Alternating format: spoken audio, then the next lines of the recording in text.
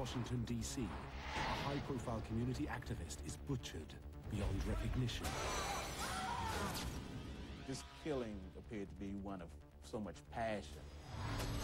There was approximately 25 stab wounds to his skull. The nation's capital is shocked. He knew the mayor, he knew people on the city council. He was so committed to the community. The search for suspects leads to the city's underbelly. He had been threatened by the neighborhood drug dealers. Police uncover another side to the victim. His personal life was very dark, very scary.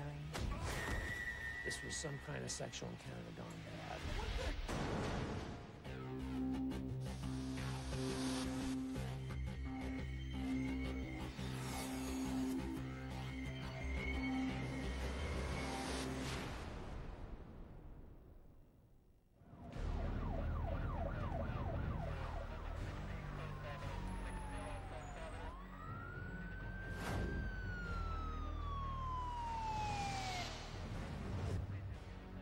A 911 call brings police to a house in downtown Washington. Homicide detective Oliver Garvey is the lead investigator. Murders happen for a lot of different reasons. I immediately said to myself, this is going to be a very interesting case. The home is that of a well-known community leader. 51-year-old Dennis Dolinger is an anti-crime activist who's lived in the neighborhood for more than 20 years. When we walked into the house, we saw blood on the door, we could see blood on the steps, we could see blood in the living room. Garvey follows the bloody trail downstairs. When we went down to the basement, I saw Mr. Dolinger lying on his back, blood coming from his mouth. Severe head wounds leave him almost unrecognizable. Gerald Wills leads the team of mobile crime technicians.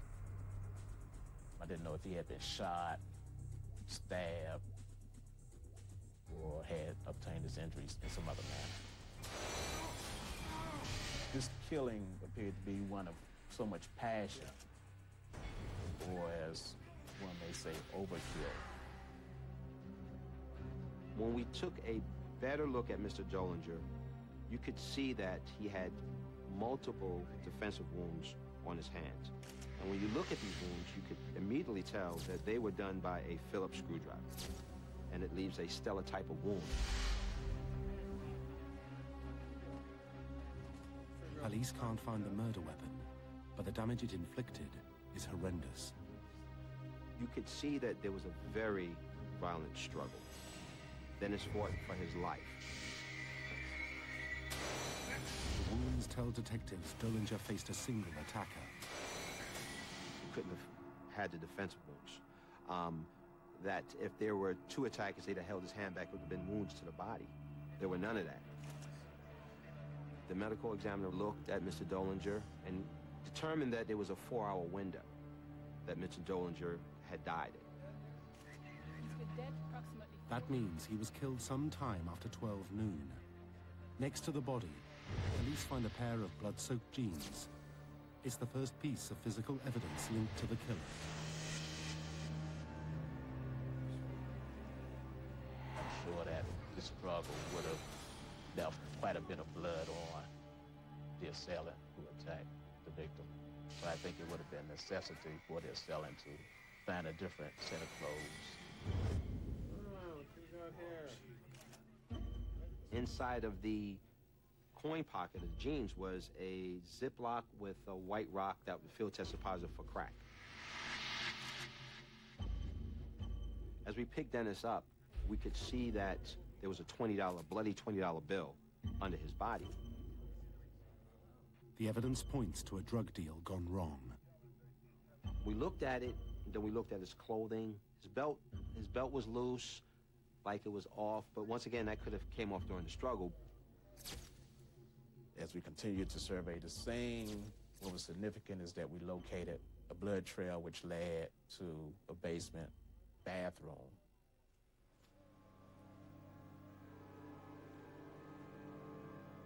Inside that bathroom, we found blood in the sink. We found a towel We could tell that the assailant washed his hands and dried them on the towel. The murderer tried to wash off the blood of his victim. In the process, he left massive amounts of his own DNA for police to find. Once I saw the way Mr. Dollinger was laid, I knew that he wasn't moving. So the blood droplets we saw throughout the house was done by the attacker. So we knew that the attacker was injured during this assault. Police recover several blood samples to test against future suspects. They know their murderer is cut, probably on his hands. Then they discover another vital clue. There was no forced entry to the front door, and as we continue with our investigation and checking the remaining entrances to the location, there were no signs of forced entry into the premises. It suggests Dollinger may have known his killer. The blood trail led us up the stairs, up to the 3rd floor, where we found some additional items of evidence.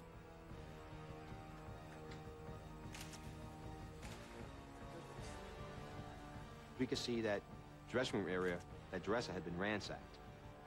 There were some jewelry boxes turned over inside out.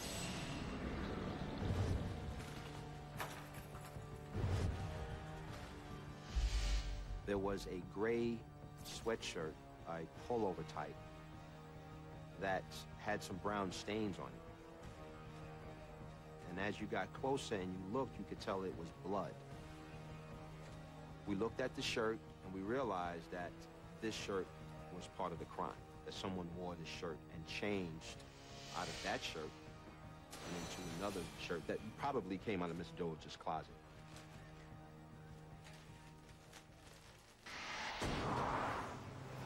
Seeking more details, police interview Dollinger's neighbors, starting with the woman who called 911. She reports seeing a stranger at the scene earlier that day. We talked to the 911 caller, who immediately told us that an individual had walked into Dennis's home and came out of his home.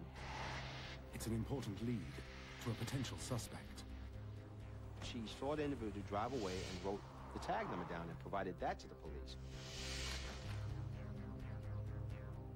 While his team works to find the owner of the vehicle, Garvey concentrates on how the victim spent his last day. Dennis was known throughout the neighborhood for sitting on his porch, smoking a cigarette, and having a cup of coffee. He had his ashtray out there, his pack of cigarettes was out there, and half full of cup of coffee was on the porch. So we could tell sometime during that day and that morning, he was on his porch. The next time someone thought they saw something was approximately anywhere from 11 to 12. The next door neighbor told us that they saw someone that appeared to be Dennis talking to someone else. But they couldn't tell if it was black or white, just that they could see another figure in there. It was the last time anyone saw Dollinger alive, calmly talking to the person about to murder him.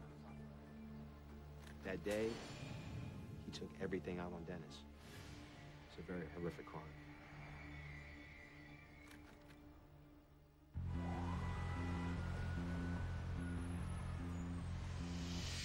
In Washington, police are on the hunt for the brutal killer of community leader Dennis Dollinger.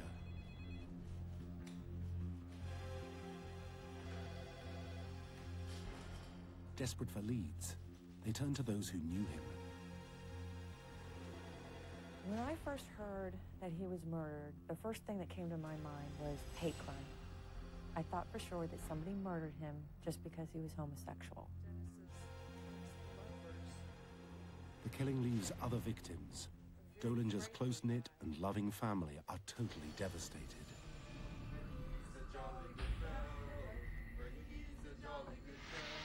My mother was in hysterics. All of the aunts and uncles that were basically his brothers and sisters that he grew up with were all just hysterical.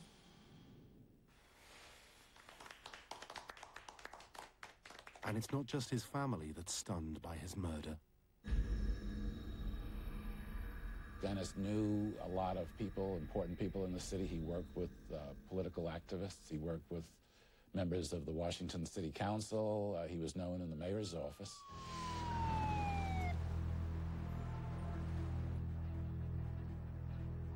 Dolinger's friends come forward with their own theory on the killing.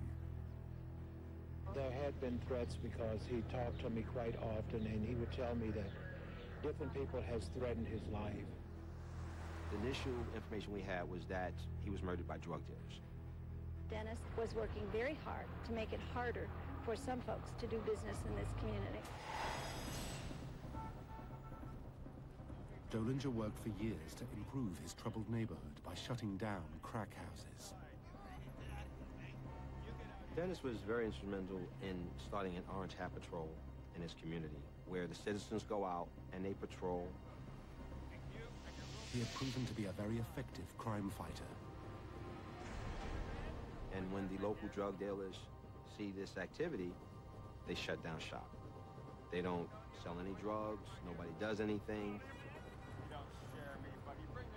So he had received several threats from local drug dealers stating, you know, stay out of our business or we'll get you, by word of mouth.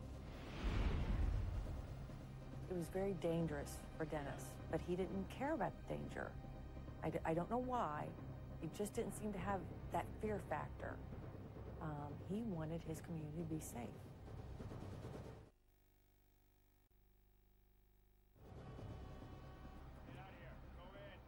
They were taking their community back block by block. So Dennis was feared. He was feared. Feared and also hated. Dolinger's crusade had already led to extreme violence. He had 2 miniature Doberman pinschers, and he came home from work one day, and one of them was thrown over the banister with its leash tied on, and he believes that one of the drug dealers came over and murdered his dog. The stories are all compelling, but fail to isolate any specific suspects. Police need more information. They hope the recently completed post-mortem will provide new clues. There was approximately 25 stab wounds to his skull. 5 of those injuries penetrated his brain. He had 2 penetrating wounds over his left eye, to his left temple, 1 to the back of his right head, and 1 to the bottom base of his skull.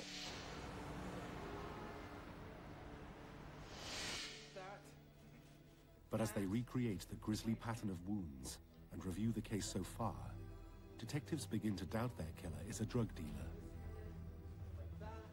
Once we saw the injuries to Dennis, once we saw that he let the person in, we knew, okay, he wouldn't let a drug dealer in his house. We know drug dealers normally shoot or strangle or stab with a knife. A Phillips screwdriver is like a weapon of convenience.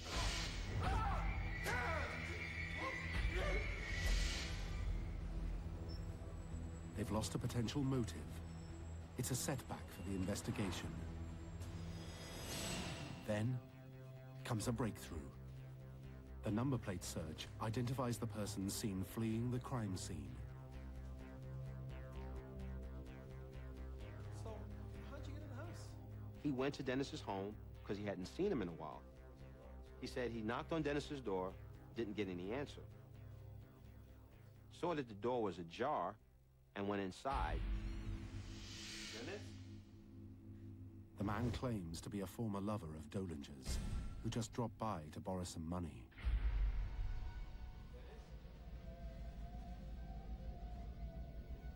He told us that he saw blood droplets. Dennis? And as he followed the blood droplets, it led him to the basement. And when he went to the basement, he saw Dennis lying in his condition.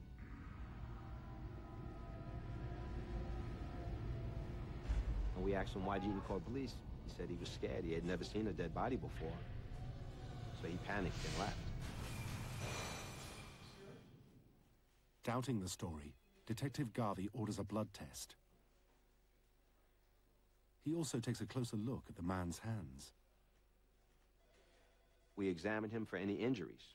This individual didn't have any injuries at all. Knowing the killer had some kind of wound, Garvey dismisses his one and only suspect. Delving deeper into the case, police discover the life of Dennis Dollinger was not all it seemed. To me, his personal life was very dark, very scary, very sad. Sorry to hear what took place. Although a community leader and local hero, behind closed doors, Dollinger had a taste for dangerous lovers. The more on the totem pole, the better, the more attracted he was to you. This is one of Dennis's ex-lovers. There was a lover that he had in his past that lived with him, that there was some domestic disputes and some domestic violence involved.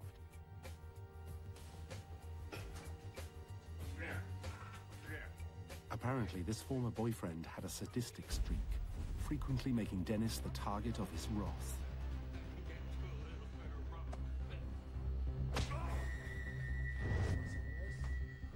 He had no self-confidence whatsoever. And this gentleman would often beat him, and he would just take it and not fight back, or it's so sad. I think it stems from the lack of love that his parents never showed him. And I think it got him in trouble a lot of times.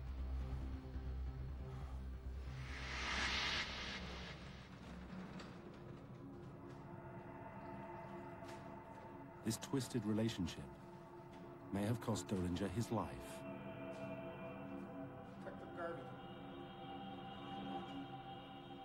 Garvey tracks down the ex-lover, but the man says he wasn't in Washington the day of the murder. Will you take my card?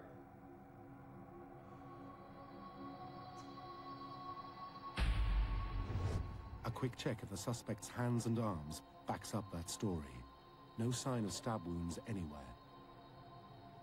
We corroborated his alibi, which he was at home with other family members at that time.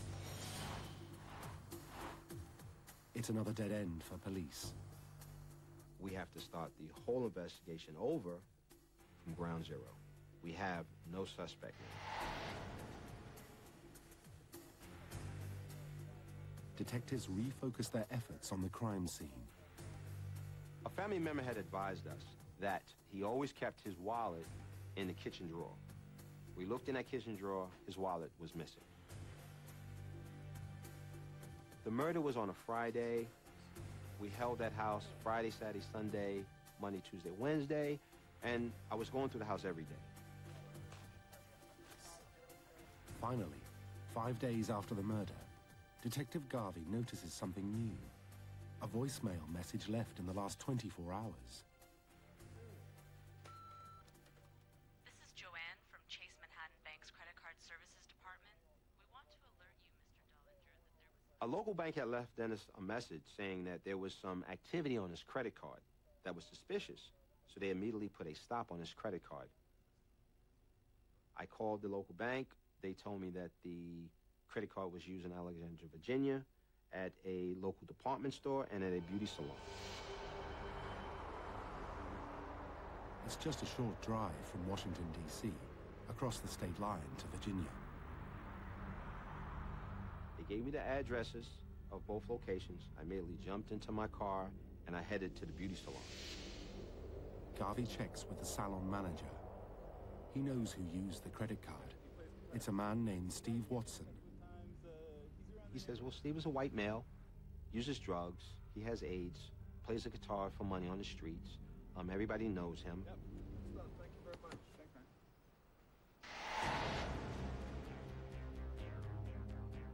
Garvey moves quickly, tracking down Watson in his apartment. Watson! It's the lead detectives have been seeking. The killer cashing in on his crime with a stolen credit card. And there's more. Watson has a long history of property crimes. He steals to support his heroin habit. We sit him down. We conducted a search. Jeez, what you been up to?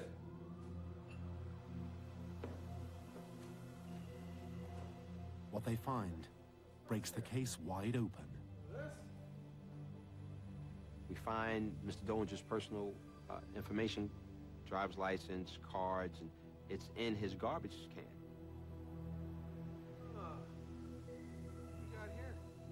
Jackpot. Who else but the killer could be in possession of the victim's wallet and ID, and be using his credit card the day after the murder? Watson claims he found the wallet in a backpack at a subway station.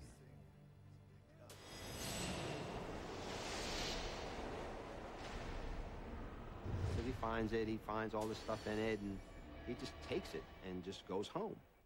That's his story. But Watson's own flesh calls his story into question. His hands are cut, and his wounds appear about a week old, which fits perfectly with the crime. We said, well, how'd you get that cut on your hand? He says, well, you know, I use heroin and I cook it up. And we said, well, what do you mean? How do you cook it up? He says, well, I get a Coke can and I break it open. And I put the heroin on top and I cook it, and, you know, and when I split the Coke can, I cut myself. So we listen. I'm saying, okay, but still, my assailant cut. And however he wants to describe how he got cut means nothing to us, because our man is cut and he's bleeding.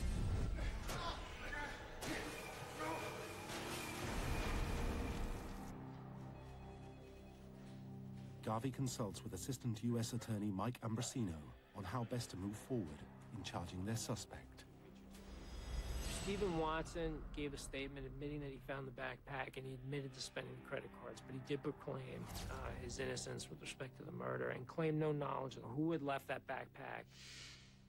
6 days after the killing, police arrest Stephen Watson for credit card fraud. It's a move that buys them time to build a case for murder. To us, Stephen Watson's looking real good. Looking real good. The arrest of drug addict Stephen Watson brings some solace to the grieving family of murder victim Dennis Dollinger. We have him extradited back to the District of Columbia the day that Dennis' funeral was being held. So the family immediately has some closure. I thought case closed. I mean, he was found with his wallet, his credit cards, his medical card. You know, why would this guy have it if he wasn't in the presence of Dennis on that day? Trying to firm up his case, Detective Garvey talks with drug dealers in the same part of town Steve Watson buys his heroin. We later find out that through other people in this drug area that he was around there that day, approximately a quarter mile from Mr. Dollinger's house. Garvey learns that just 2 hours after the murder, Watson was flush with cash and eager to score. He had been seen with blood on his shirt, and had also been seen with a cut on his hand. All the pieces are fitting together, but one thing still bothers the detective. He can't prove Watson and Dollinger knew each other. And if they didn't, why would Dollinger let Watson into his home? To find a connection, Garvey combs through the address books, both victim and suspect.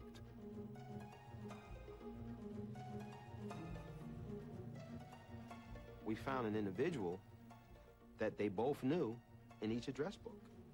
It's like, wow, this is odd. So we contacted this individual. We said, look, you know, we're investigating the murder of Dennis Dollinger. How do you know Dennis Dollinger? Well. The man tells police he's known Dollinger for years. He says, well, I knew Dennis from the 80s, where drug use, the partying, open sex, they kind of knew each other from then.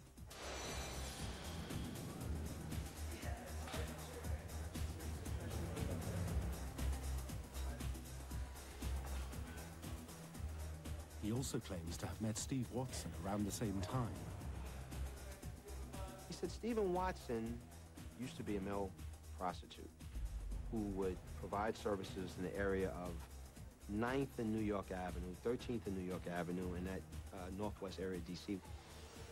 That's where he remembered meeting Stephen Watson, picking him up, having sex, and developing a friendship where they led from sex and drugs, and so he knew both of them. Police suspect Dollinger, the client, and Watson, the prostitute, hooked up at some point and developed a relationship.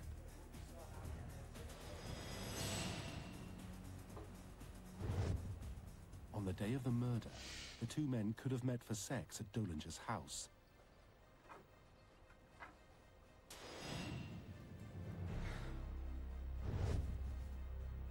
What?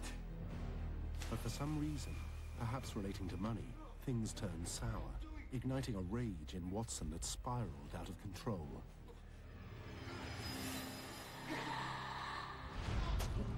It would explain a puzzling piece of evidence. The $20 bill discovered under Dollinger's body. We looked at it, and then we looked at his clothing. His belt was loose, like it was off, but immediately came to our mind was their money for sex. Washington detectives have built what looks like a solid case. We have motives, opportunity, and physical evidence, so we charge him with the murder. The family was elated. We were very happy. But that happiness is destined to be short-lived.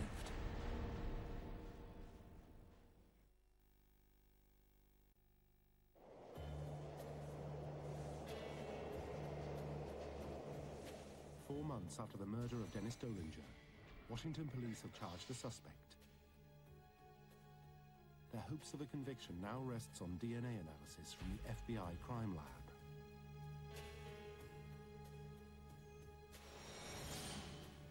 Dr. Sam Bechtel compares blood from the crime scene with a sample from accused murderer Stephen Watson. We chose certain stains from both that sweatshirt and the blue jeans, subjected them to DNA testing. A match will conclusively prove that Watson killed Dollinger. But within the microscopic strands of DNA lurks a very big surprise. The profiles were different. Therefore, this suspect could not have contributed that blood stain.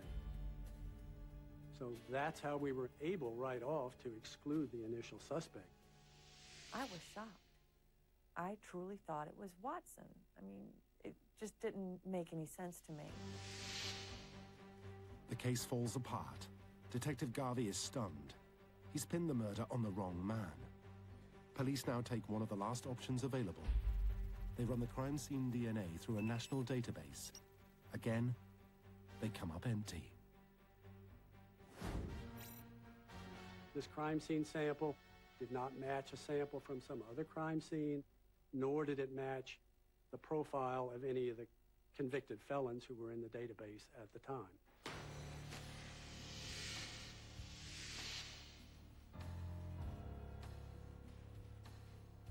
It's another major blow.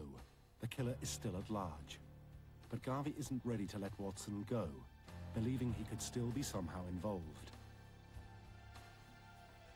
If he didn't commit the murder, maybe he helped a friend do it, another junkie or felon from Virginia. Stephen Watson had some friends that would occasionally steal cars. And because they would steal cars, they would have screwdrivers.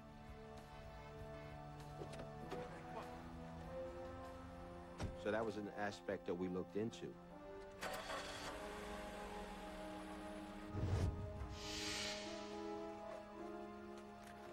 Police believe Dennis Dollinger could have opened his door for Watson, and unknowingly for someone else, someone not afraid to use violence.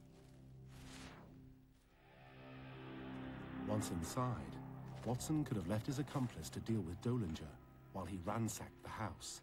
He's dead. He's dead.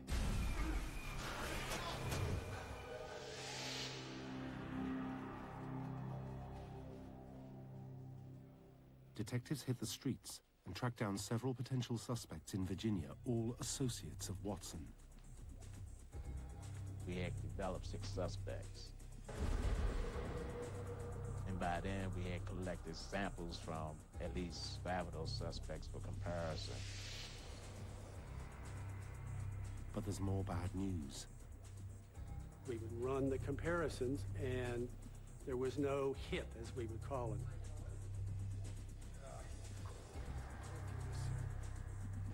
Yet another dead end. Not a single suspect remains. But there is one last hope. In 1999, the state of Virginia had a database of felons that was kept separate from the national database. It gives Garvey one last place to look. So we said, okay, let's ask the state of Virginia to test their DNA database with this unknown blood sample. Police run the crime scene DNA through the Virginia State Database. Amazingly, they get a match.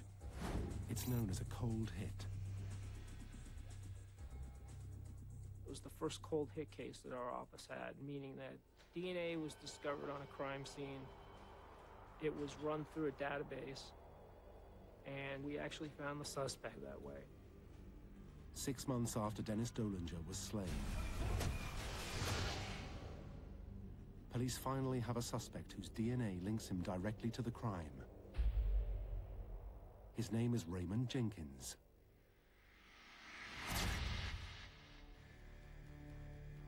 Tracking the new suspect down proves easy. He's in a Virginia prison serving time for burglary. But he wasn't in jail 6 months ago, when Dolinger was murdered.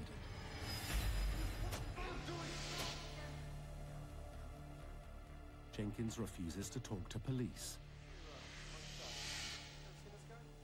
They ask their previous suspect, Steve Watson, about him. He claims he's never met Jenkins. If that's true, how did Jenkins get into the victim's home?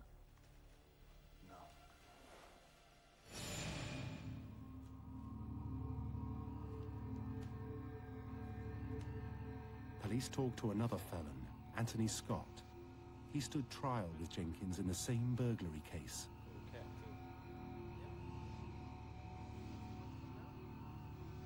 So he says, when was the last time you seen him?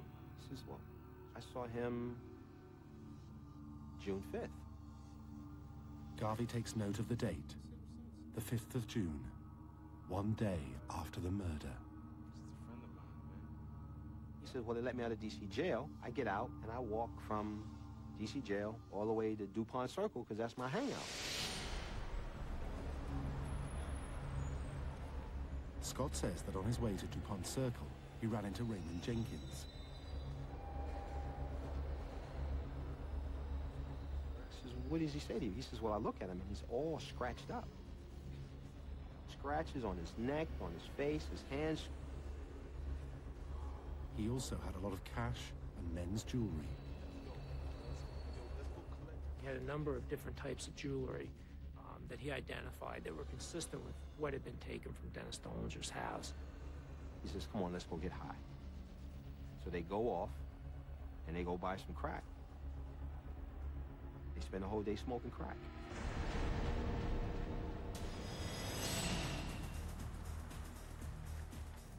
The case against Jenkins is growing, but police still want to know how he knew the victim, or if he knew him at all. Jenkins' M.O. was that he'd often be seen hooking up with gay men, gay white men, and Jenkins would routinely be seen around the fireplace. That's known as one of the sort of the gay hangouts. A bouncer from the fireplace bar provides a key piece of information. Not only does he recall seeing Jenkins, he remembers Dolinger and Jenkins actually meeting. This bar had a bouncer who specifically remembers Dennis picking up Jenkins in his silver BMW and driving off.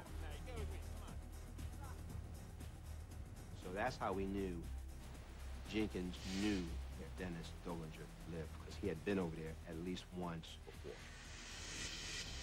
Finally, an eyewitness account that links the murder victim to the prime suspect.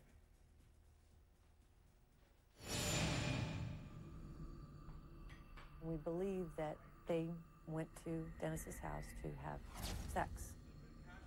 And that's how we found out that they knew one another. After huge disappointments earlier in the case, Police are back on track. They've got an eyewitness account. They've got strong DNA evidence. The only thing they don't have is a motive. Until they meet Robert Bethea. I told you, man. Bethea was a drug user and a drug seller who hung out in DuPont Circle.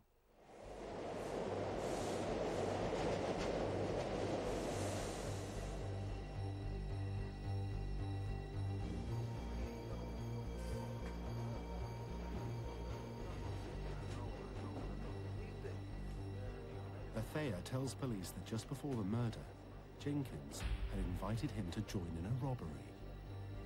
He had said to him that it was a white guy that he was going to stay with, and that he had some quote-unquote cake, that there was something there to steal.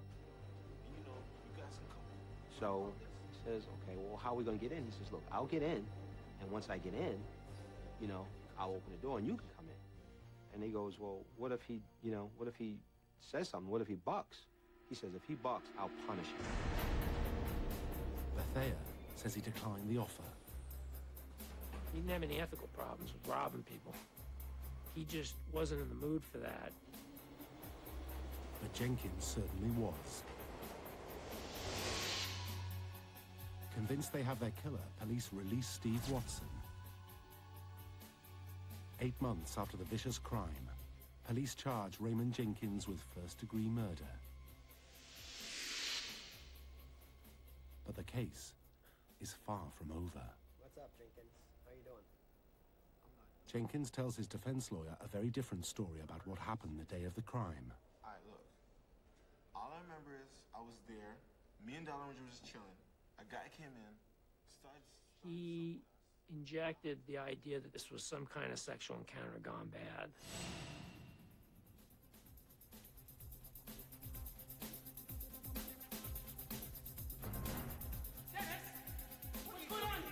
Jenkins claims a lover of Dolinger's showed up and flew into a jealous rage. This third-person perpetrator killed Dennis Dolinger and somehow injured Raymond Jenkins in the process.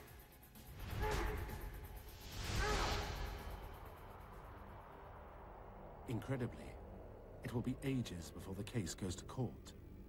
Legal wrangling over the admissibility of evidence causes one delay after another. You can only imagine the desperation the family felt. We truly didn't think that this would ever go to trial.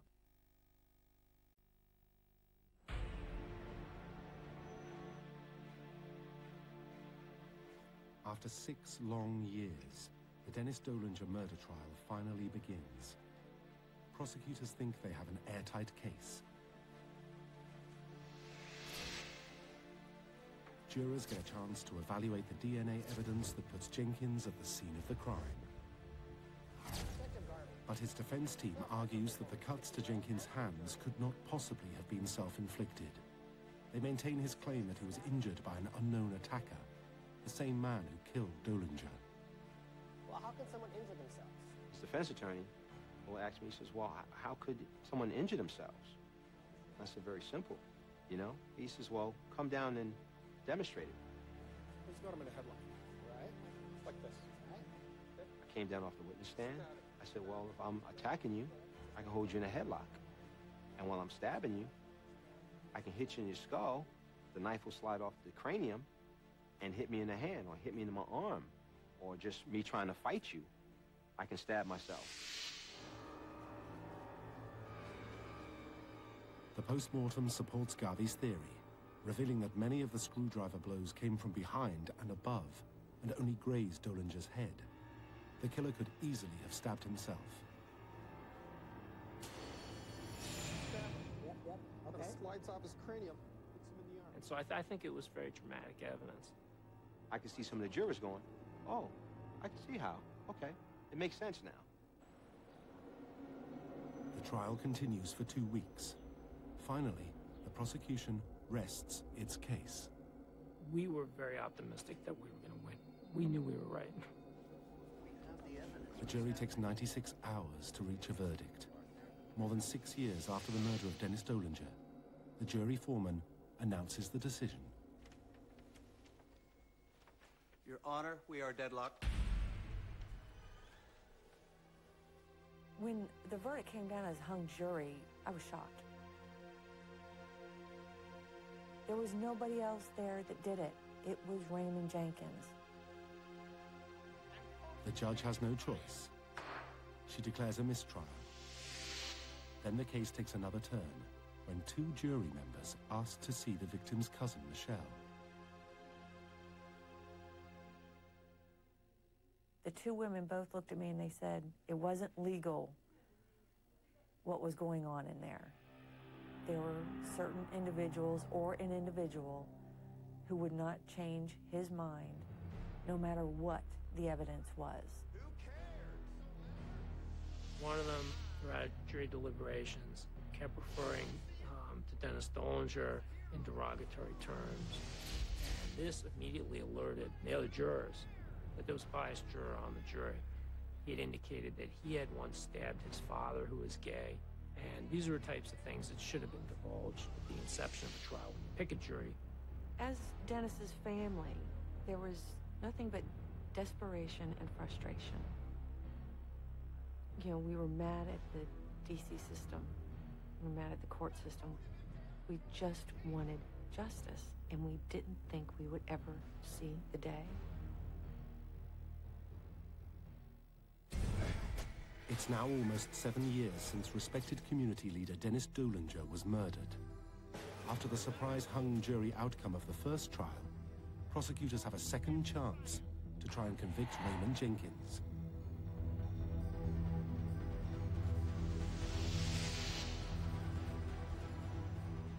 We felt the evidence was overwhelming forensically. There was never an issue of whether we'd continue to go forward in this case. Not only do they have strong forensic evidence, they also have an ace up their sleeve. A jailhouse confession. Why don't you tell me what he told you in jail? The stunning new testimony comes from a former prison mate of Jenkins. Look, I killed this gay guy.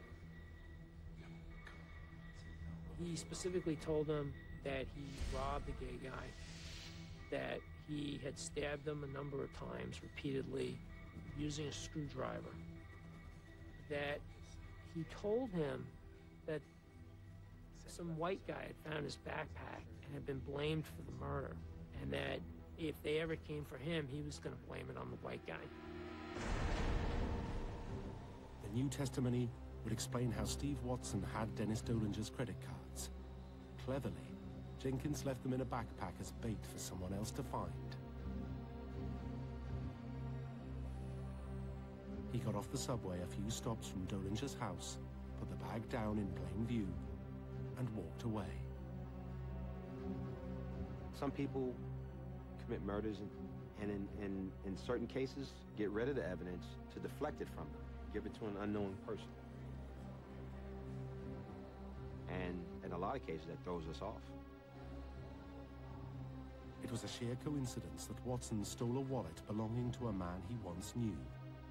But when he took the bag, he set off a chain of events that led police astray and almost let a killer go free. The prosecution now has both a confession and a scenario that explains the entire crime. I think what the evidence at trial showed was that this was something that was planned out ahead of time by Jenkins. Investigators know Jenkins and Dollinger had met previously and formed some kind of relationship, possibly sexual. He somehow talked his way into the house. He made it into the basement.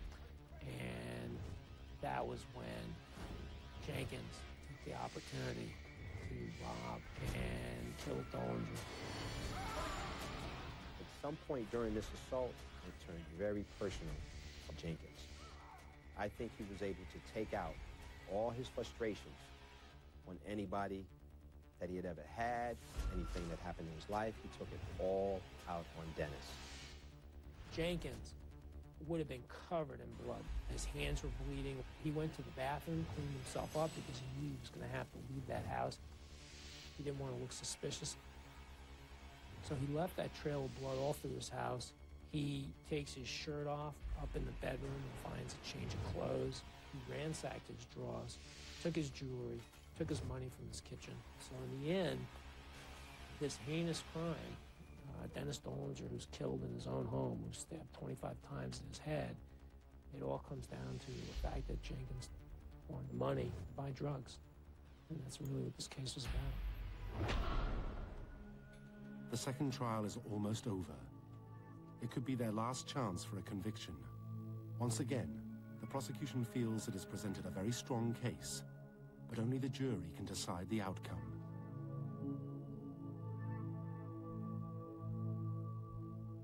That's one point in the trial where you really feel your heart pounding, because it all comes down to that one moment when the judge asks the question, and for the count of first-degree premeditated murder while armed, how do you so find? And everybody sort of holds their breath and waits. We thought it was over. Let's play. What the hell is this, huh?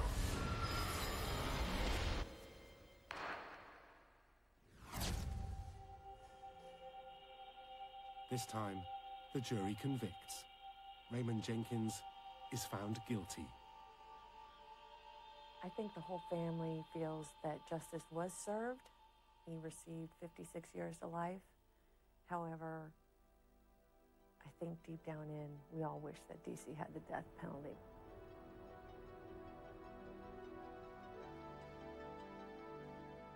We were just really fortunate that the case came together, because it ended up being an overpowering case. We really fought hard. It felt, it was a long time coming. It just felt so good. Long time coming. I think Dennis Dollinger's legacy is all positive. He did so much for his community. Dennis was someone who was a community activist. He fought crime in his neighborhood. The man who had selflessly fought to make the streets safer tragically failed to save himself from violence. But Dennis Dollinger is not forgotten. The park across the street from his house that he had worked so hard to beautify and clean up was ended up being dedicated to him and his dedication to the community. And it was really nice.